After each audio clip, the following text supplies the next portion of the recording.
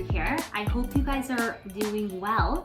After my little incident with that adorable little dog that I found and then found its owner, I felt like I wanted to do a little video talking about the kind of positivity and the raised vibration that you can experience by being around animals or having a pet. You don't have to actually have a pet.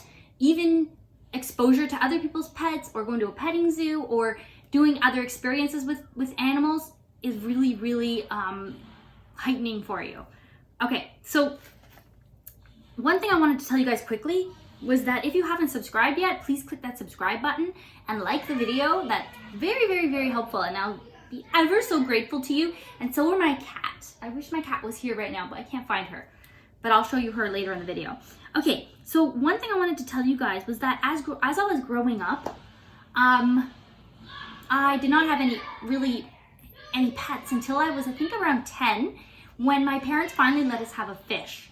So my twin sister and I got two fish. There was Ryan fish and there was Hell with Fins.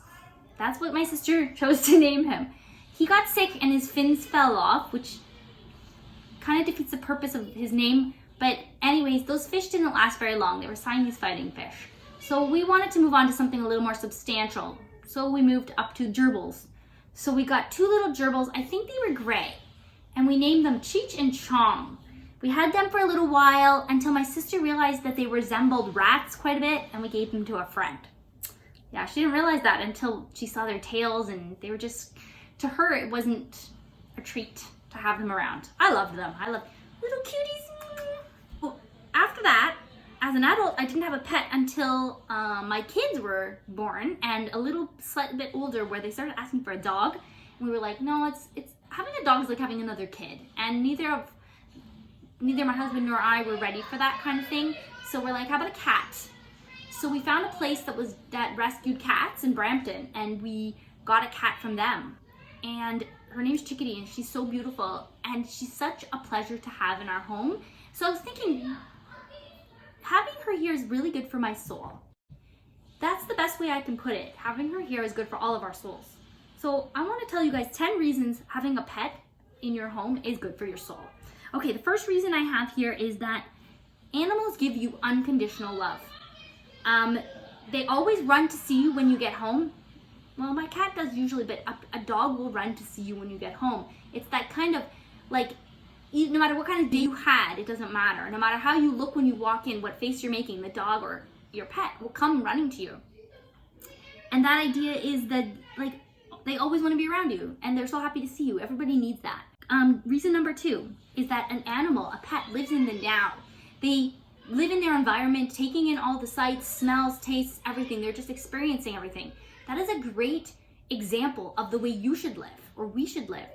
Anybody should live in the now, not worrying about the past or the future, just living in the now. And that's what a cat or a dog does. They don't worry about something that happened in the past and dwell over it, and they also don't worry about the future. How am I going to have food tomorrow?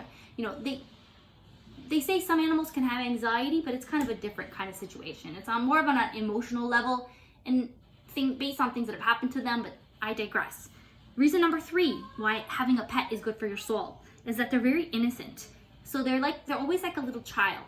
They don't get bitter and angry and older, and no, I'm not saying all people that grow older get bitter, but a human collects experiences as memories, and people let their memories and their experiences change them. But an animal really doesn't. It wants whatever it wanted when it came into your home. It wants the same thing. It still wants love. It still wants attention. It still wants you to play with it and just be around it. The next reason, number 4, is that it raises your vibration. Having that pet there to be around you, to kind of have your back, just sit beside you, like even a warm body sitting beside you or on your chest or wherever the animal is, even if it sits on your feet, it's there. It's a comfort. It helps people not to feel alone. A lot of times an animal will be a therapy animal, like a therapy dog or a therapy cat. You can have a therapy rabbit. There's lots of different therapy animals because it's very comforting, and it kind of takes away a little bit of your always being so internal and thinking of thoughts in your mind. You're being more external and thinking about that animal that's beside you. It really does help a person's psyche. Reason number 5 that an animal or a pet is good for your soul is that they get excited at simple things. It teaches you to enjoy the small things in life, the simple things, the little things, like, you know, a colorful ball, or, you know, like if my cat sees a mouse, oh, she loses it. She's so happy. Or like a stick with a string hanging off of it. That freaks her out in such a good way. She loves that. Okay, and I think there's a little clip at the end where she's playing. Reason number 6 is that it gives you a sense of being needed. And I think I said something like that in one of the other points, but it's kind of like living not just for yourself, but somebody else is depending on you, or something else is depending on you, for food, for love, for shelter, you know, change the litter box, whatever you or your responsibility is with that animal, they need you to do it. And that also takes you away from being so internal and just worrying about yourself, and lets you be a little more selfless, which is always good for your soul. Reason number 7 is that having an animal actually helps to release some of your inhibitions and allows you to be more creative. So it lets you'll see a lot of people that have pets, like have a dog or a cat, or, you know, birds. They like to paint their animals. They like to write poems about them. They like to make a song about them. Tiger King with his beautiful, I see a tiger. If you haven't seen Tiger King, jump on that train, baby. You won't regret it. But anyways, back to my point, that it does help you to release those chemicals that help you to be calm and creative and relaxed. Okay, so like endorphins and serotonin and things like that. So reason number 8 is it forces you to get exercise. So with a dog, you are supposed to take them for a walk 2 times a day. With cats, some people take their cats for a walk. I think you have to kind of train them from a younger age to want to do that. But, you know, even if you're going to take your, I saw a woman, she had pet ducks, and every day she took her ducks out and put them on the lawn and let them walk around because they were stuck in this box most of the day. And I'm not sure why she wanted the pet ducks. I hope she's not going to eat them. I'm a little scared now. I've been seeing ducks everywhere, just so you know. It's one of my synchronicities. Okay, reason number 9 is that cats and dogs, animals, they can just relax and play all day. They don't have to be somewhere at a certain time. They don't have schedules or iPhones or clocks or anything like that, which is a great example for us to just stop and enjoy the environment, enjoy who's around, and just slow down.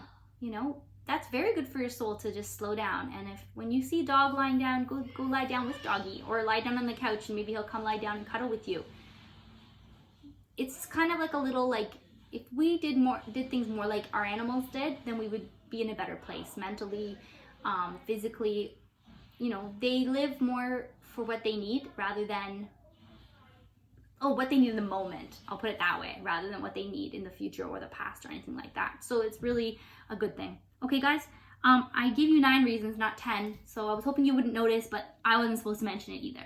Okay, I'm going to say the reason number 10 that animals are good for your soul is because the Princess of Positivity said so.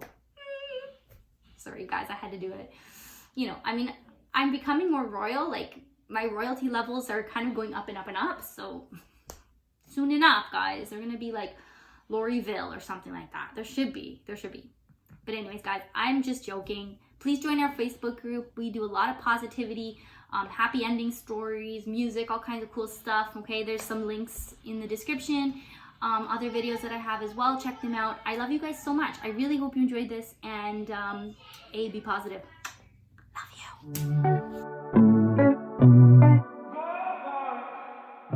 you.